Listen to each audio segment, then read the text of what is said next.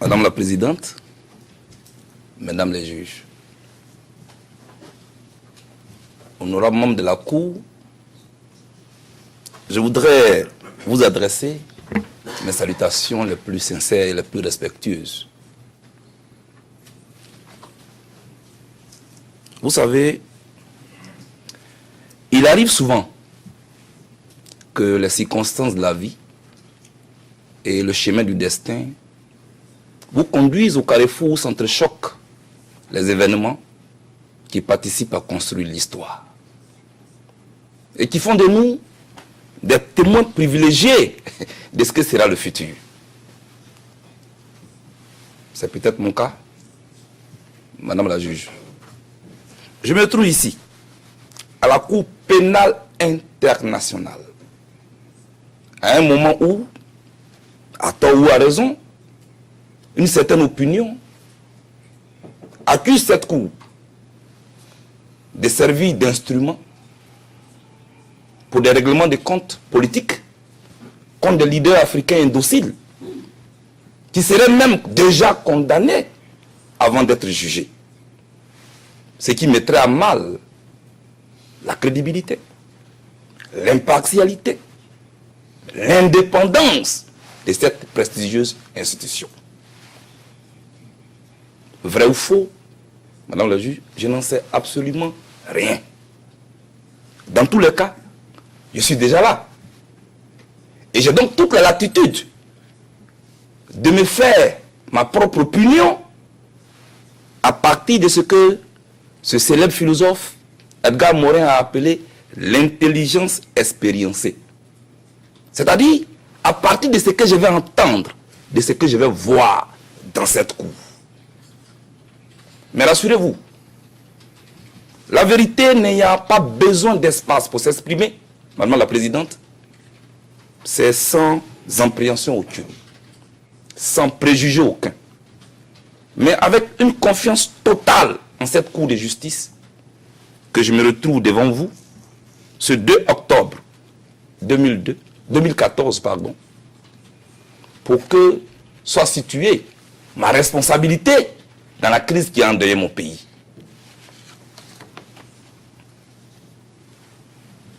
« 2 octobre 2002, 2 octobre 2014, cela fait exactement 12 ans que les Ivoiriens de toutes tendances confondues descendaient dans la rue, les mains nues, même si le procureur ne veut pas l'admettre.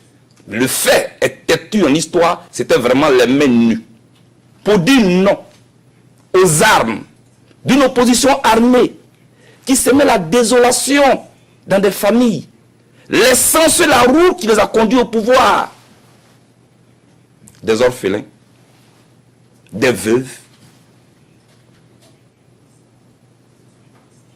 Madame la Présidente, c'est nous qui sommes descendus dans la rue pour dire non à ces armes en 2002. Et simple coïncidence ou un signe du champ, mais c'est ce 2 octobre aujourd'hui que je me retrouve devant vous. Pour qu'on me traite d'assassin, de génocidaire, pour que je sois jugé de crimes contre l'humanité. Madame la Présidente,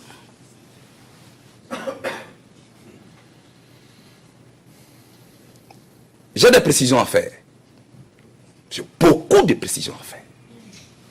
Parce que cela fait plusieurs jours que je suis assis ici, à écouter. Ce n'est pas facile, mais il faut l'admettre, ainsi va la vie. Ma première précision est la suivante. J'ai écouté ici, le premier jour, l'accusation dit, Blé Goudé a dit qu'il a l'Éternel des armées. Madame la Présidente, vraiment, c'est ici à la haie que je suis en train d'apprendre beaucoup de choses. Donc, avoir l'Éternel des armées est un crime contre l'humanité. Mais je ne savais pas. Que font-on du fameux et célèbre psaume 23? L'Éternel est mon berger, je ne crains aucun mal. Ce n'est pas de moi, c'est dans un livre saint. C'est pourquoi on m'a amené ici. Donc tout ça, pour ça. Deuxième précision, Madame la Présidente. J'ai entendu le procureur dire, depuis la prise du pouvoir de Gbagbo en 2000, il avait un seul projet, comment se maintenir au pouvoir par tous les moyens, y compris la force. Non, non, non, non, non, non, non. Je suis assis ici, ce n'est pas vrai. C'est le contraire qui est vrai, et je vais vous expliquer. On ne peut pas tronquer l'histoire de la Côte d'Ivoire devant moi. C'est Alassane Ouattara qui, depuis la prise de pouvoir de Gbagbo en 2000, voulait l'enlever au pouvoir par tous les moyens, y compris la force. Et moi, j'ai les preuves de ce que je dis. Près de 4 tentatives de coup d'État. De 2000 jusqu'à ce qu'on arrive à 2002, où Gbagbo Laurent devait être reçu par le pape. Le pape reçoit-il des assassins?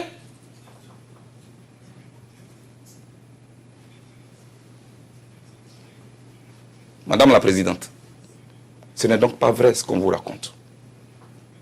J'ai voulu faire cette précision, puisque dans cette cour, où j'attendais à ce qu'on me juge pour des crimes contre l'humanité, Madame la Présidente, on est venu faire le procès de mes rapports avec le président Gbagbo. Mais, si on doit envoyer ici à la cour tous ceux qui fréquentent Gbagbo Laurent, les cellules de la CPI ne sont pas nombreuses. Hein? Ahmed Bakayoko, il fréquente Gbagbo Laurent. Actuel ministre de l'Intérieur d'Alassane Ouattara. Et ce n'est pas l'expert indépendant qu'on a présenté, dont je parlais tout à l'heure, Zorobi Epiphane, qui dira le contraire. Guillaume Soro, actuel président de l'Assemblée nationale de Côte d'Ivoire, qui a été Premier ministre de Gbagbo Laurent, qui a été Premier ministre d'Alassane Ouattara, et qui a été arrêté au sein politique de Gbagbo Laurent, fréquentait Gbagbo Laurent, peut-être même plus que moi. Et pourquoi il n'est pas ici? Blé Girao, membre de l'UDPCI, parti allié à Alassane Ouattara, fréquentait Gbagbo Laurent. Pourquoi il n'est pas ici? Mais si je dois citer la liste, Madame la Présidente, de tous ceux qui fréquentent Gbagbo, mais le livre qui a été trouvé, d'après eux, à la résidence de Gbagbo, qui contient ses visiteurs, mais on va faire beaucoup de tomes. Parce que ce n'est pas suffisant. Gbagbo Laurent est connu en Côte d'Ivoire comme un homme qui a la main ouverte, qui a le cœur bon. Même ses opposants les plus farouches le fréquentent. J'étais là un samedi quand il recevait Alassane Ouattara. Pourquoi il n'est pas ici? Parce que lui aussi il le fréquente. Madame la Présidente, j'ai entendu trop d'énormités ici. Et croyez-moi, en tant que jeune, je suis un peu troublé. De par tout ce que j'ai appris à l'école, on veut renverser tout cela en moi. Mais non, non, non, je vais garder mon calme. On m'a dit ici, Blé Goudé a accusé M. Alassane Ouattara d'être un farceur. Blé Goudé a pris un matelas pour aller faire une grève de la faim devant l'ambassade de France.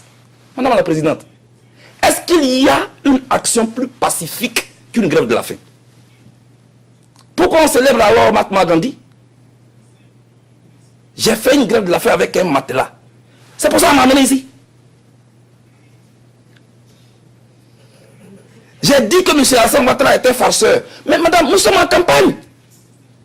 Quand Nicolas Sarkozy critique les actions de François Hollande et vice-versa, pourquoi ils ne sont pas ici?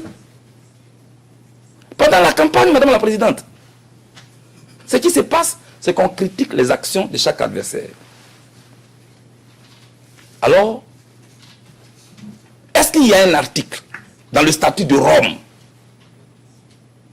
qui qualifie ce fait, le fait qu'un adversaire politique traite son adversaire de farceur?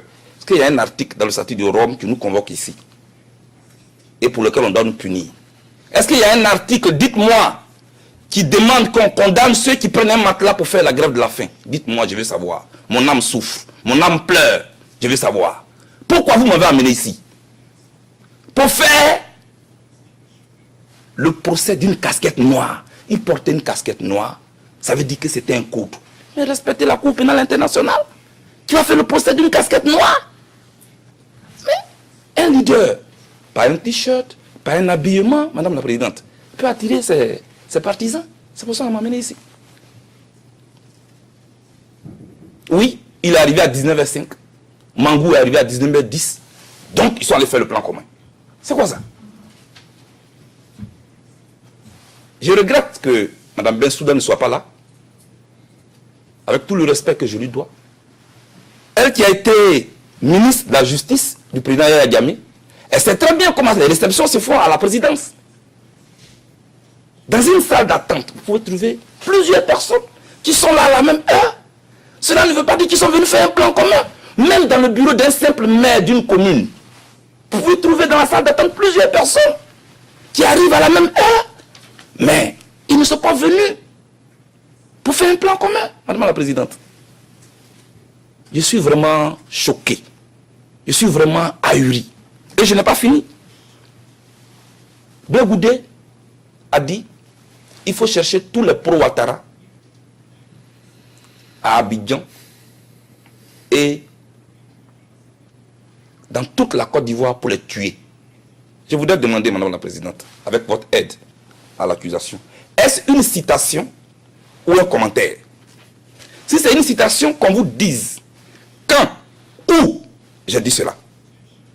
Si c'est un commentaire dangereux. Parce que depuis que je suis assis ici, j'entends. Blé Goudé a fait un discours de la haine. Dites-moi, de toutes les vidéos qui ont été présentées ici, quelle est la seule vidéo ou quel est le seul son qu'on a entendu ici où je suis en train de demander à des musulmans d'aller, à des chrétiens d'aller tuer des musulmans, où je suis en train de demander à une ethnie d'aller tuer une autre ethnie? Je n'ai vu aucune vidéo ici. Donc je me demande encore pourquoi on m'a envoyé ici. Ce sont des commentaires. Ils distillent la haine. Où sont les vidéos de la haine? Je n'ai pas encore vu. Où je suis en train de dire aux jeunes patriotes, allez, levez-vous, allez tuer les pro-Ouattara. Où j'ai dit ça? Je n'ai pas encore vu. On nous montre des photographies. Oui, il était avec Mian, il était avec Zegen, donc il faut un plan commun. Ah, pour tout le respect que je vous dois, c'est vrai. Moi, j'appelle à un meeting, des gens viennent y assister. Excusez-moi, je suis un peu poli. Je ne chasse pas des gens à des meetings. Ce n'est pas une salle où on contrôle des entrées et sorties. C'est un lieu public. Vous voyez? J'ai été éduqué et je ne peux pas chasser des gens d'une salle. Vous voyez, madame?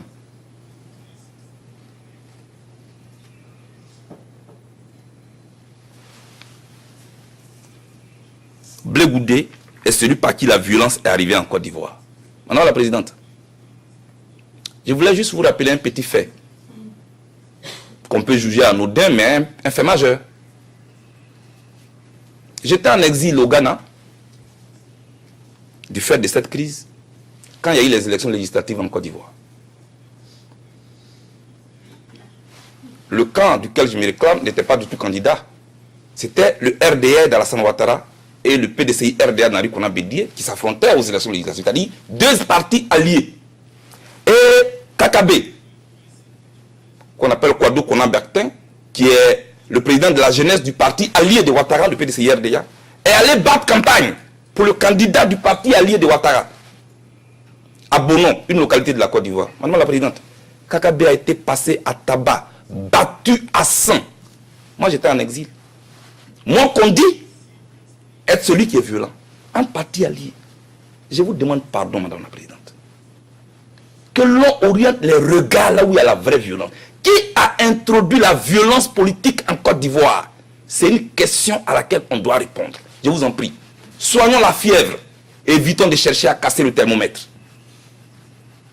Réclamons les dents de la panthère à celui qui a consommé la tête. Madame la Présidente, ce n'est pas moi qui ai envoyé la violence en Côte d'Ivoire. Et ici, on me parle de Martin Luther King ou de Mandela. Ah oui, on va parler de Mandela.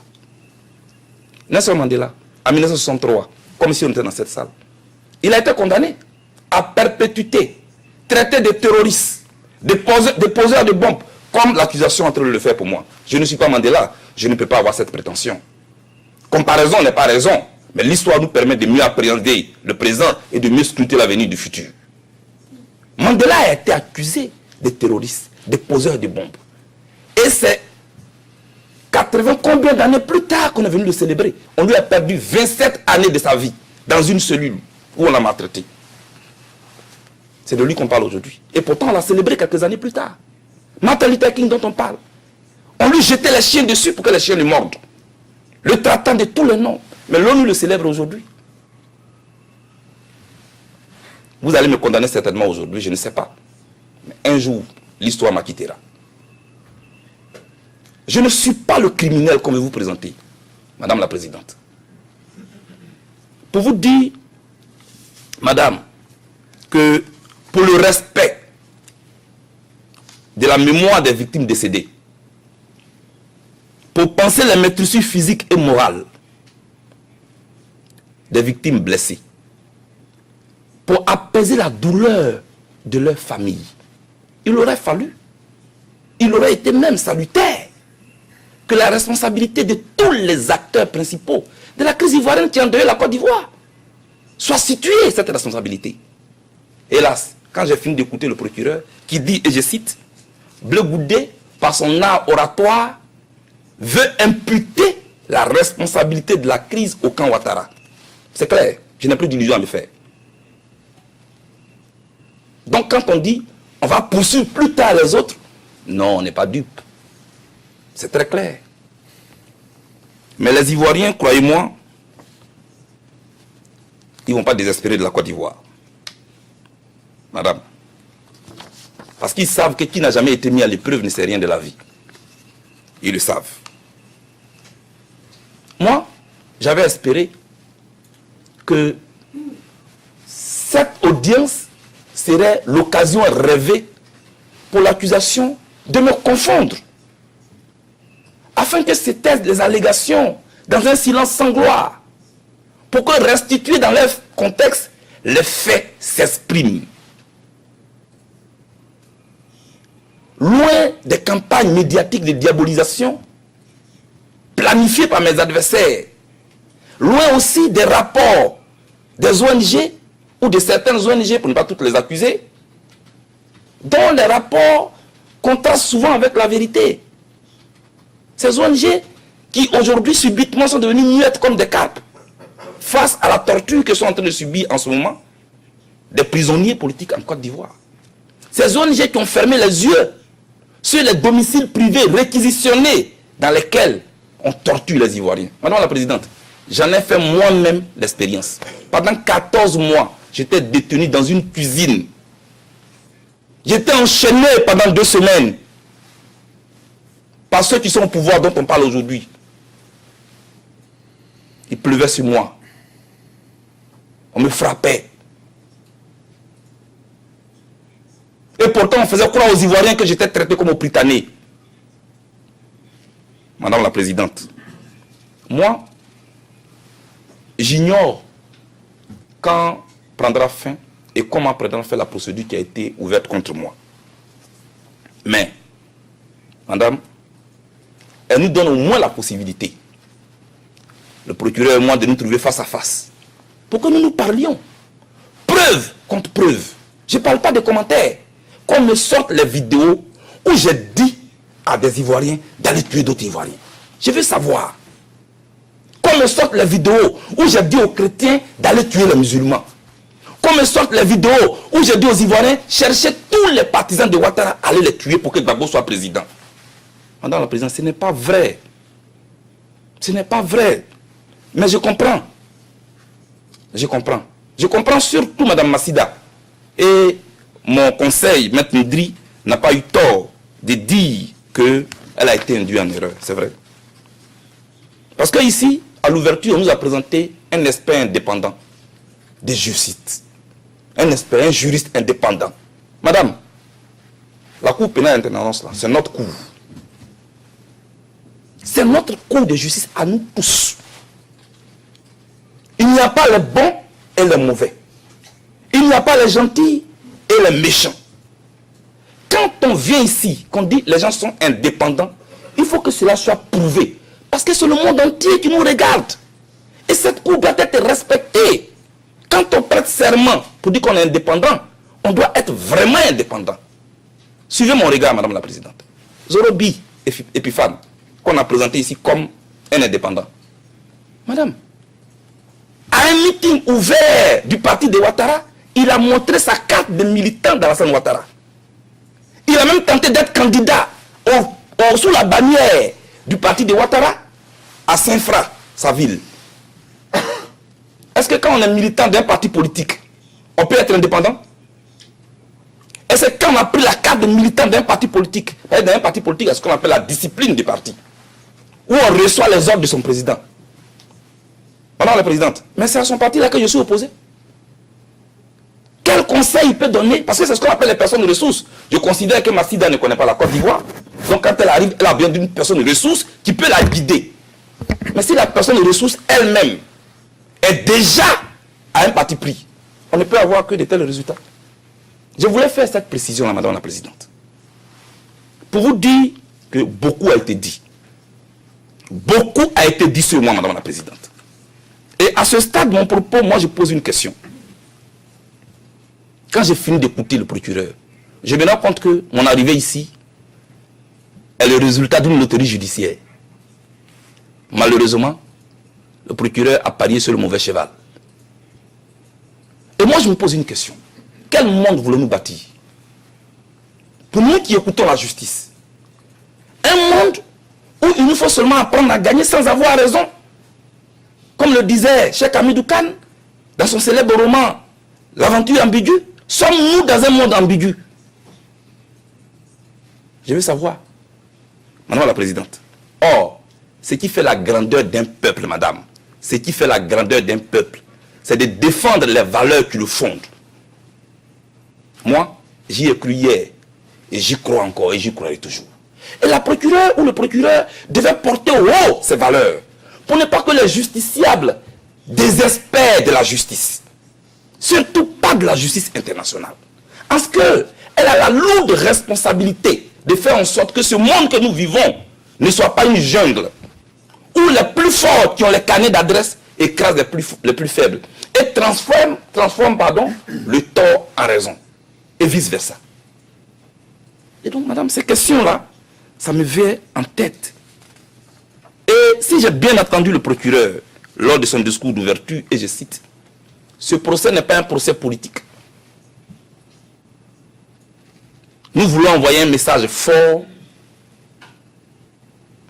à tous ceux qui, par la voie de la force, veulent conserver le pouvoir ou prendre le pouvoir par la force.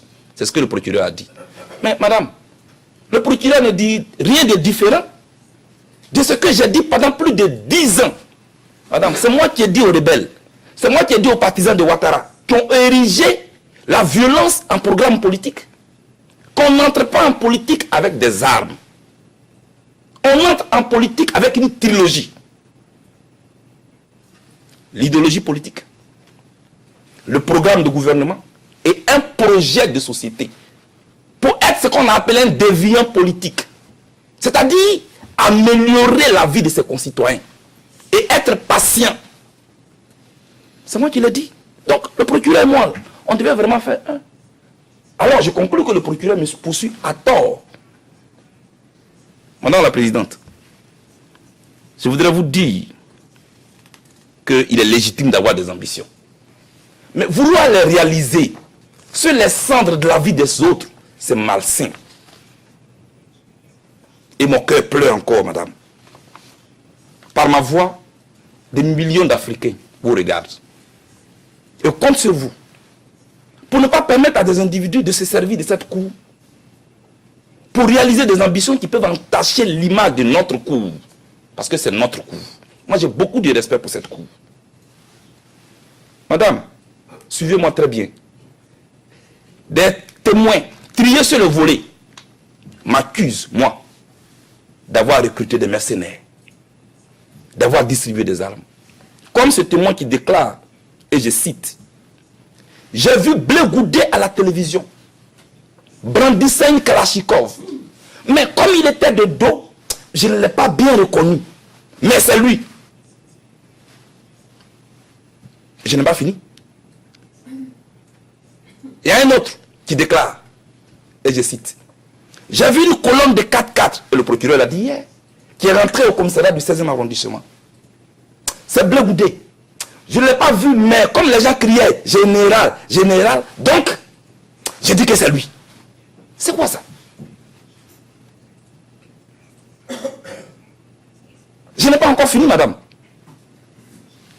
Au stade Jesse Jackson de Yopougon, quand nous jouons au ballon, dans notre équipe de football, Solidarité Club de Maracana de Yopougon, pour célébrer un but qu'on marquait, j'étais leur buteur, leur meilleur buteur, entre parenthèses, pour digresser un peu. On utilisait l'expression « il n'y a rien en face, c'est maïs ». Comme la vidéo peut le montrer. C'est une expression sportive. Je demande qu'on montre la vidéo. S'il vous plaît.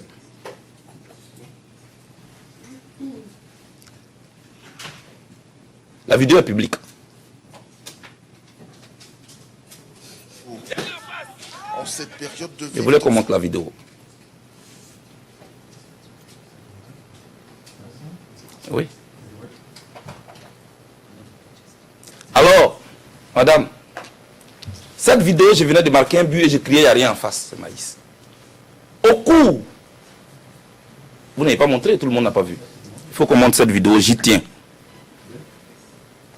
C'est une courte pause faute qu'il s'offre après sa longue série de meetings pour dénoncer tout ce qui exige le départ de Laurent Gbagbo. En cette Voilà. Madame la présidente, sur ce terrain, il n'y avait pas de partisans de Ouattara. Il n'y avait pas d'élection. On jouait au ballon et c'est comme ça. Et c'est cette expression que j'ai utilisée lors de la campagne électorale pour agrémenter l'ambiance de la campagne électorale, comme pour dire que l'élection aussi peut être un jeu. Mais j'ai été surpris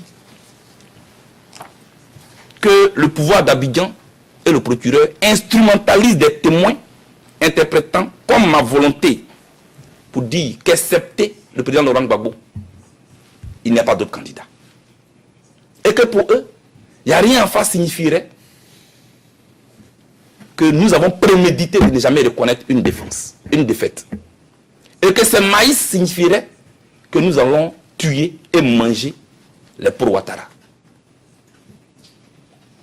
Quelle imagination négativement fertile.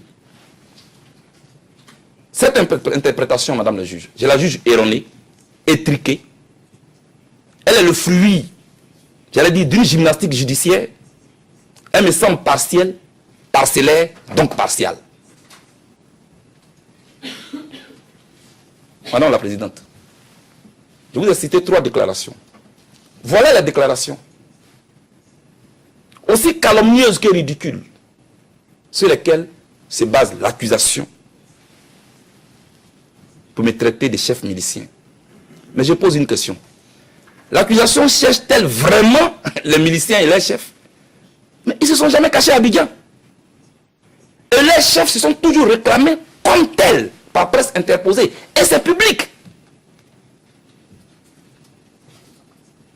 Madame la présidente, à y voir de près dans cette histoire, la seule difficulté, c'est que le procureur cherche à fabriquer des miliciens. Disons plutôt que elle cherche forcément à faire de moi ce qu'elle aurait souhaité que je sois. Ce que je ne suis pas et que je ne serai jamais. Alors, pourquoi refuse-t-elle de réclamer les dents de la panthère à celui qui a consommé la tête? Pourquoi? Parce que moi, Blé Goudé, de l'université d'Abidjan à l'université de Manchester, je n'ai jamais fréquenté une seule faculté où on enseigne les gens à devenir miliciens. J'ai été formé par mes maîtres, que je remercie ici, pour devenir consultant en communication politique. C'est ce que je suis. Et depuis que je suis au lycée, j'ai décidé de faire la politique. Pas pour tuer des gens, mais je prendrai tout mon temps.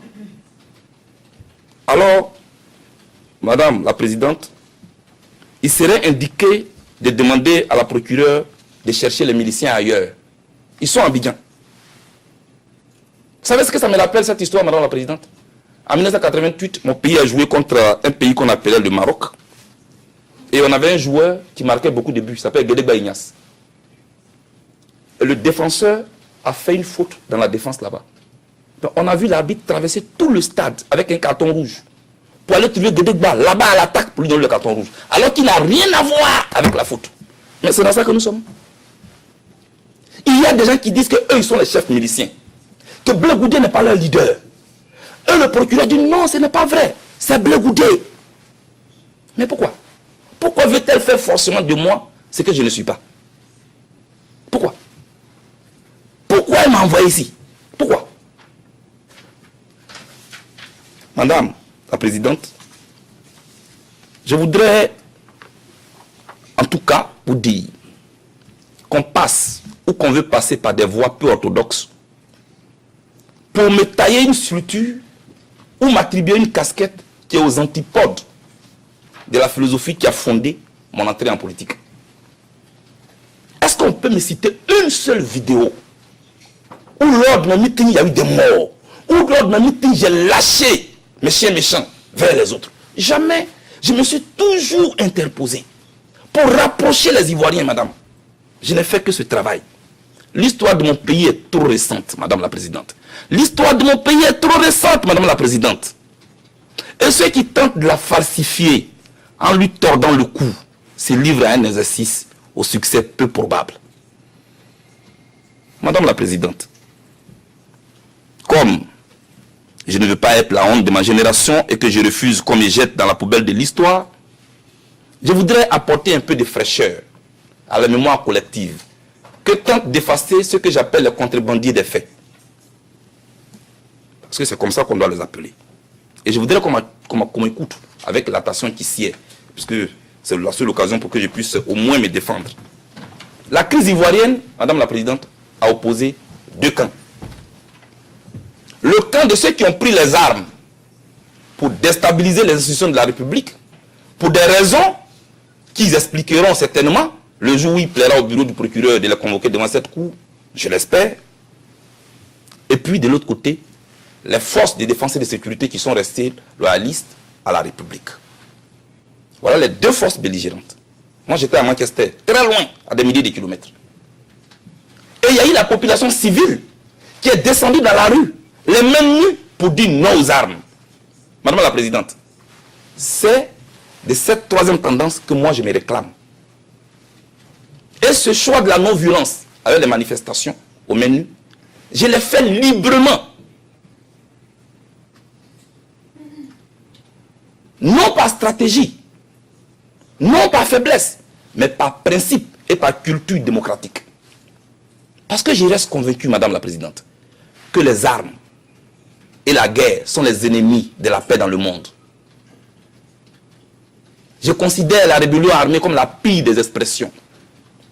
C'est pourquoi, fidèle à ma philosophie politique pacifiste, connue de tous les Ivoiriens, sauf le procureur, je n'ai jamais possédé d'armes, ni à titre individuel, ni à titre collectif.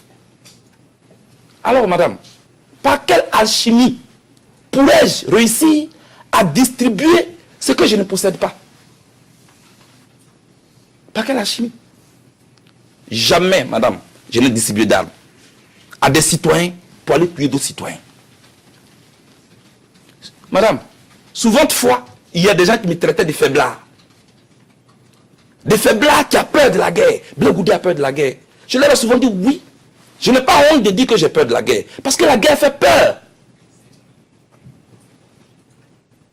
La guerre détruit des familles.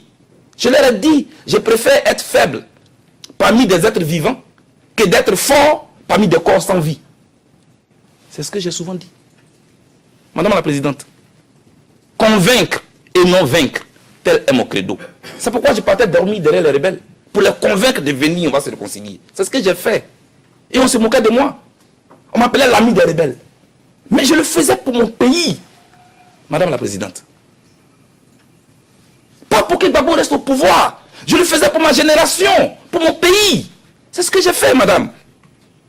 Pour moi, qu'on l'appelle Dieu, qu'on l'appelle Jéhovah, qu'on l'appelle Nyamiekli, qu'on l'appelle Kolekelo, qu'on l'appelle Lago, pour moi nous prions tous le même Dieu.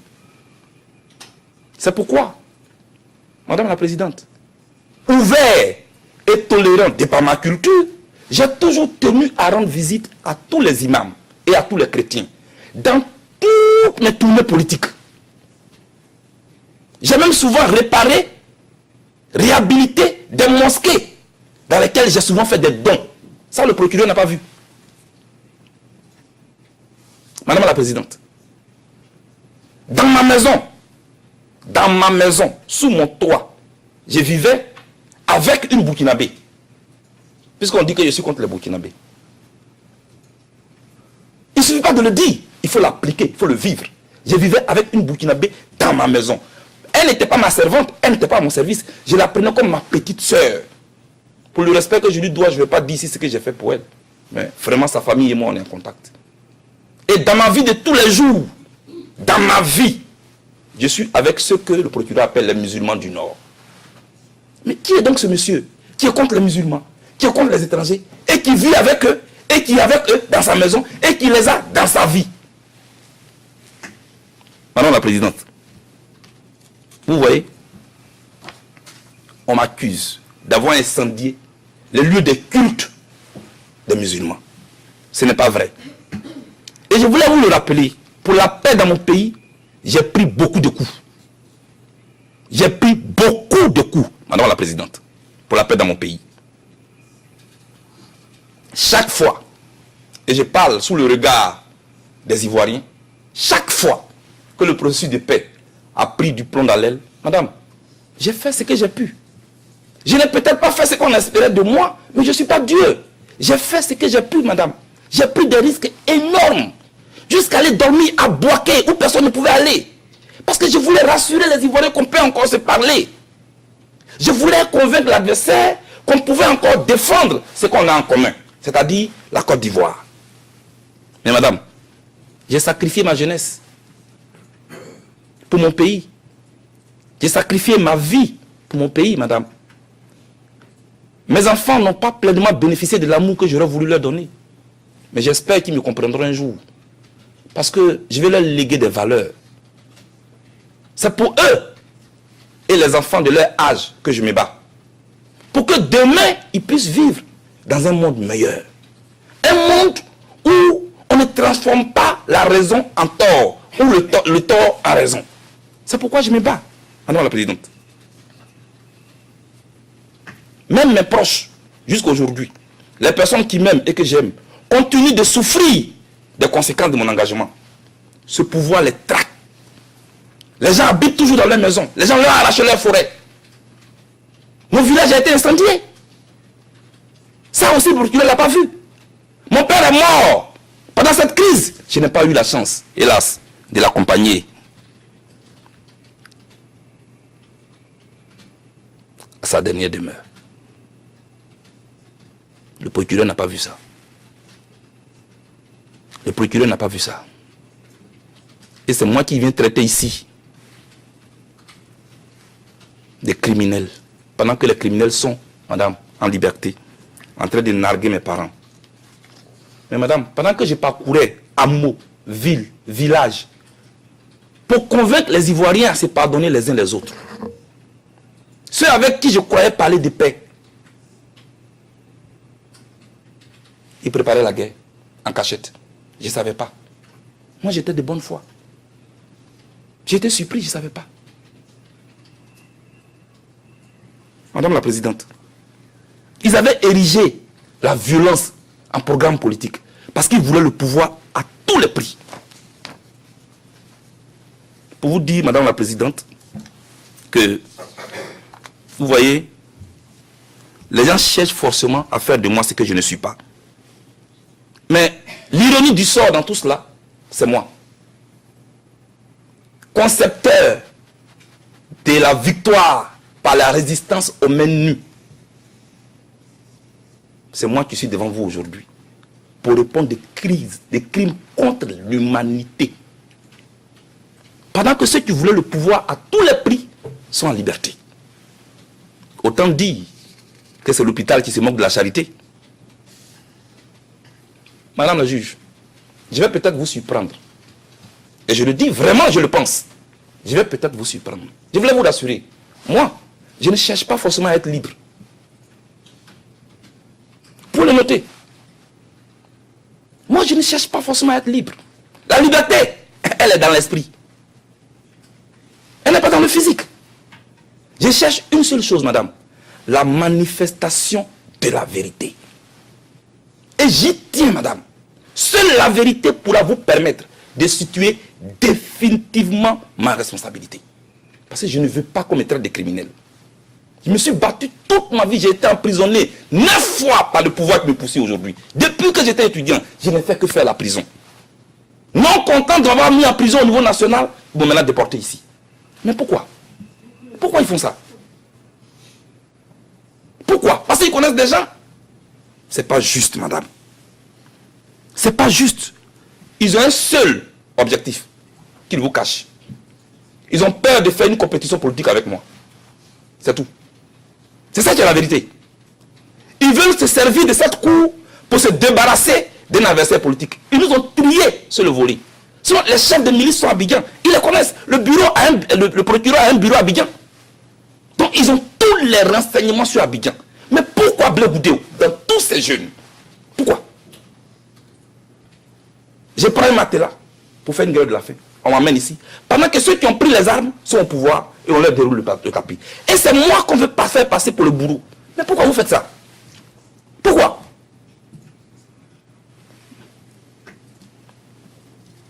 Et ils continuent toujours de me jeter la pierre. Mais moi, je suis serein. Qu'ils me jettent la pierre, ceux qui se croient innocents. Mais peut-être que j'en aurai besoin pour ériger mon piédestal en faisant éclater la vérité dans ce procès. C'est pourquoi j'ai dit que moi, je suis en mission. Donc moi, je suis tranquille. Je ne cherche pas forcément à être libre. Pour vous dire, Madame la Présidente, que je voulais rappeler à Madame Massida les victimes du commando invisible, les victimes d'Ano Kouakouté, ces populations sans défense, Madame, qui ont fui la mort pour aller se cacher dans des églises et dans des camps de réfugiés, mais que, hélas, la mort a rattrapé.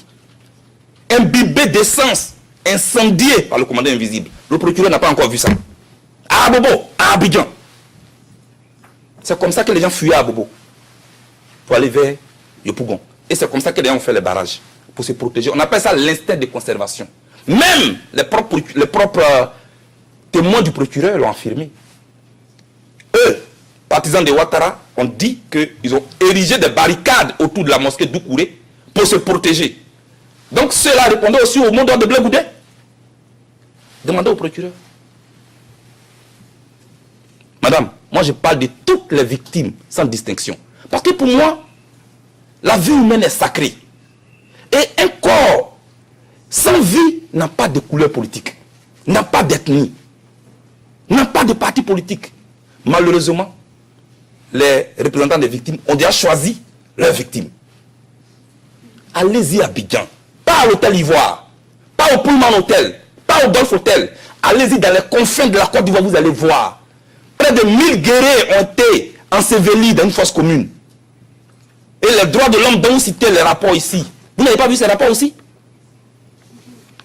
Madame la Présidente, s'il a existé un plan commun en Côte d'Ivoire, moi, je n'en connais ni les concepteurs, ni les exécutants. J'ignore même les objectifs de ce plan. J'ai plutôt pris mon temps pour aller vers les victimes de la guerre, madame. Pendant 3 mois, j'ai fait le tour de la Côte d'Ivoire. J'ai même recueilli Priska, une jeune fille qui a été violée. Madame la Présidente. Elle a été violée par les rebelles. Je l'ai fait transporter à l'hôpital. J'ai organisé un fundraising pour qu'on lui construise une maison. Moi, l'assassin dont on parle ici, qu'on veut vous présenter. J'ai tenté de réconcilier les Ivoiriens. Madame, c'est moi qui ai inventé cette expression. La valeur du pardon réside dans la faute, dans la gravité de la faute pardonnée.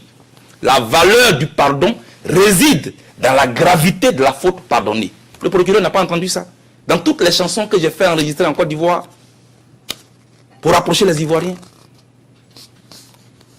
Madame la Présidente, voici exposé le plan commun que moi je connais. Madame, mais le procureur ne pouvait pas évoquer ça. Parce que lui, il veut présenter le Blé Goudé assassin, génocidaire. Mais moi j'attends ici à la cour ces témoins. Pour qu'eux au moins on parle de la Côte d'Ivoire et de sa crise. Pas de la Côte d'Ivoire de l'hôtel Ivoire. Pas de la Côte d'Ivoire d'Internet. Mais de la Côte d'Ivoire telle que la vivent les concitoyens ivoiriens. Dans sa réalité globale. Pour qu'on puisse réconcilier les Ivoiriens. Parce que la Côte d'Ivoire a besoin de ça. Et non de trier des leaders politiques dont on a peur pour les jeter ici. Madame la Présidente, les discours de la haine, je vous demande pardon. Envoyez-moi une seule, je n'ai pas dit deux, une seule vidéo où je suis en train d'inciter les gens à la haine. Quand je dis que le Burkina Faso est à la base de la crise ivoirienne, ça ce n'est pas la haine. C'est un fait. Les rebelles même le reconnaissent. Ils ont été formés au Burkina Faso. Et c'est de là qu'ils sont descendus sur la Côte d'Ivoire. Ce n'est pas moi qui l'ai dit.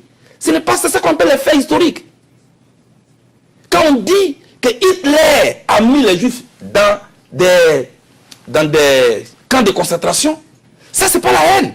Ce sont les faits historiques qu'on rappelle pour ne plus que ça se répète. Voilà, madame. Donc je n'ai pas incité les gens à aller tuer des Burkinabés. Ce n'est pas vrai. Madame la Présidente, au terme de mes précisions, et je vais finir bientôt, vous comprendrez aisément que les allégations contre moi résistent peu à la rigueur du droit. Alors, je trouve injuste que l'on veuille faire supporter à mes frères épaules toute la lourde responsabilité de la crise qui a endeuillé mon pays. Madame, dans mon combat légitime de non-violence, aucune goutte de sang n'est écrite contre moi. J'ai les mains pures, Madame la Présidente. Mon crime, s'il devait en exister un, c'est d'avoir crié pendant plus de 10 ans qu'il est immoral de vouloir accéder au pouvoir par la voie des armes. C'est pourquoi il vous plaira, Madame la Présidente, de demander à l'accusation d'orienter ses enquêtes ailleurs et d'inscrire mon nom sur la liste des victimes de cette guerre. Oui, Madame, je suis une victime. Sinon, je ne serais pas ici. Quoi que puissent en dire mes détracteurs. Il est l'art oratoire. C'est un défaut. Il y a des gens qui vont même à l'école pour apprendre l'art oratoire. Pourquoi vous voulez transformer les valeurs à quelque chose qui est mauvais? Il est charismatique. Ce n'est pas un défaut. C'est ce même charisme-là que j'ai utilisé pour faire la caravane de la paix. Madame la Présidente, je suis allé dans les mosquées, dans les églises. J'ai rassuré les Ivoiriens. Je suis allé prendre les rebelles à Boaké pour les ramener à Abidjan. Pourquoi le procureur n'en parle pas? Elle vous a présenté 3 vidéos, madame. Ils ont fait exprès pour extraire les parties. Première vidéo qu'ils vous ont présentée. Je vous cite la pièce de la vidéo. Madame la Présidente.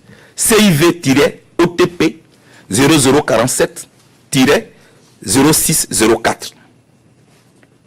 Comme vous avez présenté tout à l'heure où j'étais en chemise rayée, où je disais continuez de résister. Mais ce que le procureur n'a pas montré, c'est que dans cette vidéo, je disais, et je cite, « Restez et priez dans vos maisons, dans vos quartiers, partout où vous êtes. Fléchir les genoux est un devoir pour nous. Pour remercier Dieu, pour le glorifier, pour l'appeler au secours, parce que nous, les victimes, on nous fait passer pour les bourreaux. » Fin de citation. Quelqu'un qui a distribué des armes en pleine guerre, il ne demande pas à ses partisans d'aller prier. Il leur dit plutôt, prenez les armes pour aller vous battre. Mais voilà Blé Goudé, curieusement, qui demande à ses partisans de fléchir les genoux et puis prier. Mais pourquoi le procureur ne dit pas ça? Je ne trouve pas ça honnête, excusez-moi. Deuxièmement, Madame la Présidente, elle vous a présenté une autre vidéo où je disais, nous allons vous lancer le mot d'ordre bientôt, nous sortons d'une réunion. Mais juste avant ça, ce qu'elle n'a pas dit, c'est que j'ai dit, évitons le piège de la guerre civile. Pourquoi vous n'avez pas dit ça? C'est dans la vidéo. Parce que vous voulez me faire passer pour un criminel.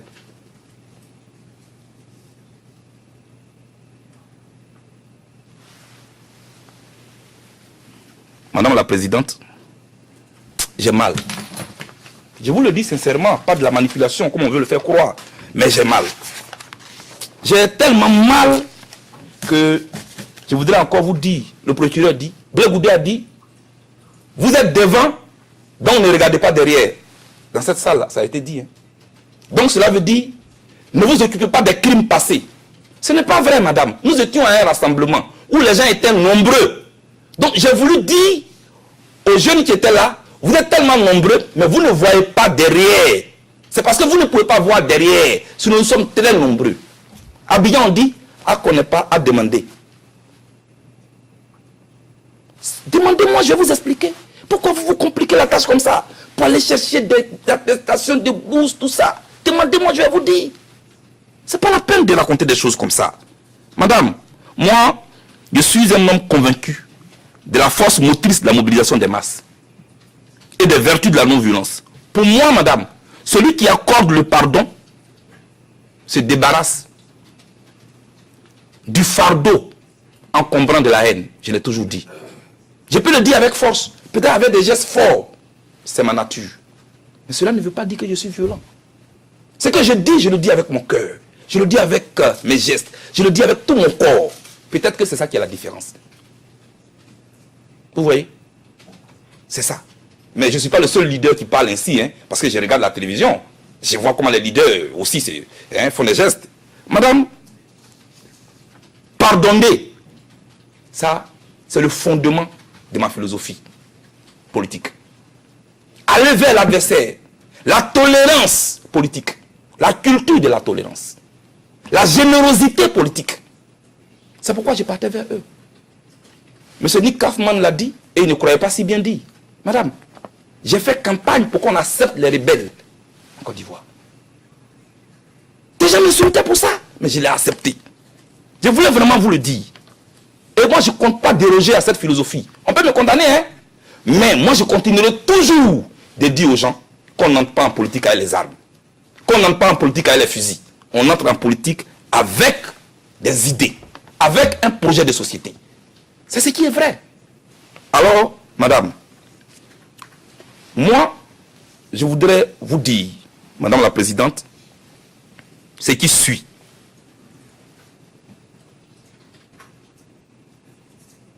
Toutes mes actions politiques ont été toujours guidées par un seul principe. N'ai jamais écrit mon nom du mauvais côté de l'histoire.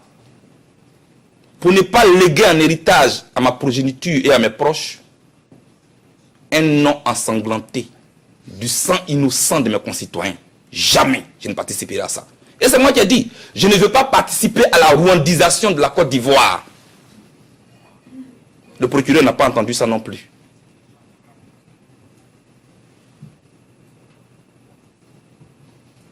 Madame la Présidente,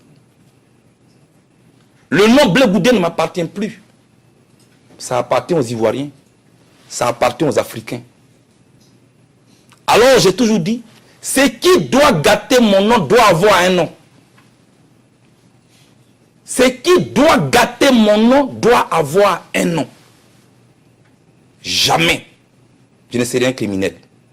Je suis peut-être chaud, je parle avec vigueur, mais je ne suis pas un criminel. J'ai fait tout ce que je pouvais, madame, pour éviter ce qui est arrivé à la Côte d'Ivoire. Je suis allé voir le représentant spécial de l'ONU à la veille des élections pour lui dire, monsieur, je vous demande pardon. Ce que je vois, les partisans de Ouattara sont en train d'incendier les résidences du directeur de campagne de Gbagbo à Korogo, M. Maliou Koulibaly. Vous pouvez le vérifier sur Internet. J'avais Koulibaly, porte-parole de Gbagbo. Sa maison a été incendiée à Katioula. Je suis allé voir le représentant spécial de l'ONU pour lui dire, il faut que Gbagbo, Bédié et Ouattara fassent une campagne pour désarmer les cœurs avant les élections. Mais madame, on ne m'a pas écouté. Parce que les gens voulaient le pouvoir à tout prix. En fait, eux, ils avaient déjà les plans communs. C'est eux qui ont le plan commun, ce n'est pas nous.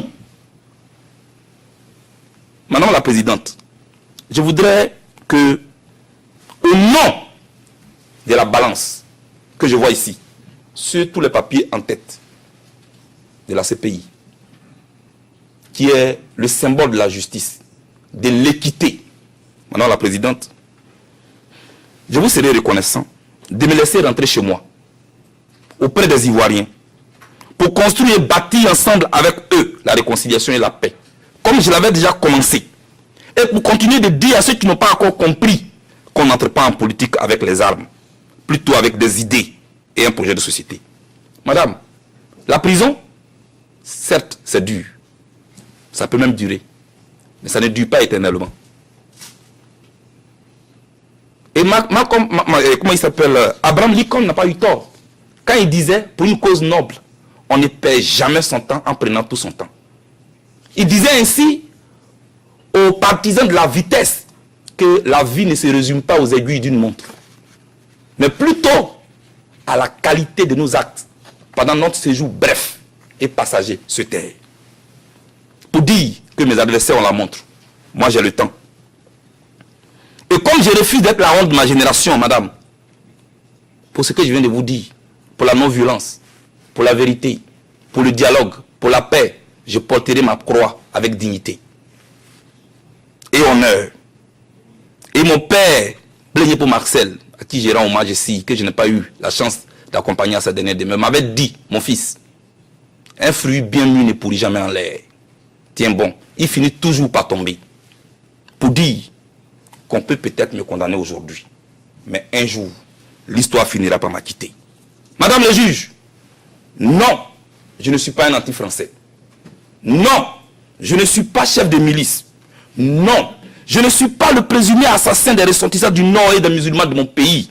Non, je ne suis pas un partisan de la violence, madame. Non, je ne suis pas un génocidaire. Madame, je souhaite une seule chose, que le droit nous départage et qu'on empêche que la politique entre ici, dans cette cour, pour ne pas que le droit sorte par la fenêtre. Madame, un jour, je suis convaincu qu'il fera jour et que je rentrerai chez moi. Que Dieu bénisse l'Afrique et apporte la paix en Côte d'Ivoire et partout dans le monde. J'ai fait confiance à la justice internationale. Je vous remercie. Je vous remercie. Nous avons donc conclu vos déclarations de clôture.